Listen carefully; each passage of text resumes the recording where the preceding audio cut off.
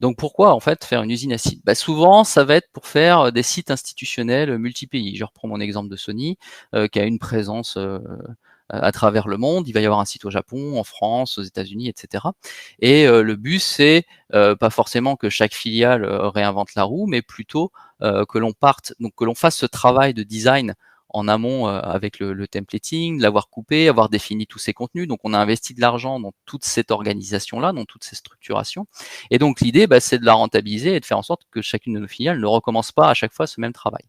Donc du coup, on va mettre en place une usine à site et on va générer Sony.Japon, Sony.fr, Sony.be.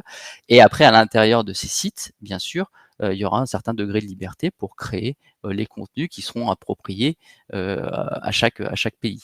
Mais l'organisation globale aura pu être définie.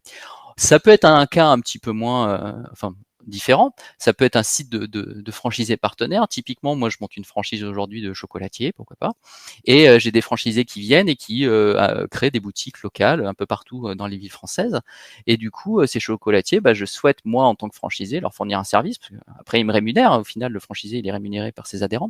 Et donc, du coup, moi, je leur fournis un service qui va être de leur proposer un site web facile à créer et disponible avec toutes les visuels et les codes couleurs de la franchise.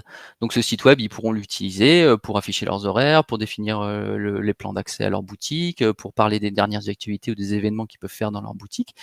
Après, ce sont des personnes qui ne sont pas techniques, donc c'est moi, franchise, qui va mettre en place cette infrastructure d'usine à site et qui, pour chaque nouvel adhérent, va créer rapidement un nouveau site dans lequel le franchisé viendra contribuer.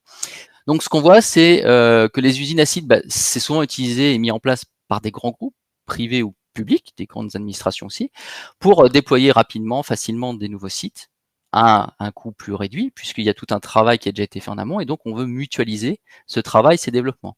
Ça sert aussi à standardiser, à normaliser un petit peu la présentation et le visuel pour pas forcément qu'on parte dans tous les sens, notamment pour dans des sites institutionnels où on a une image de marque, ou pareil pour la franchise, pour qu'on garde une cohérence de marque et qu'on sache au premier regard, ah bah ça c'est le site de la franchise de la chocolaterie par exemple.